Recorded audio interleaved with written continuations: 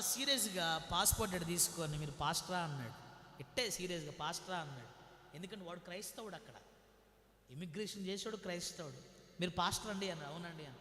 MN అది కింద పడేసి పాస్టర్ అని చెప్పొచ్చు కదండి, దాంట్లో భయం ఏముంది అన్నాడు. అక్కడ ఆయన చెప్పుకోవటానికి భయం ఏంటి? వాడు నాకు చెప్తుంటే నా జీవితంలో నేను తలదించుకున్నానండి. 2013 నుంచి ఇప్పటిదాకా నేను తలదించుకోలే.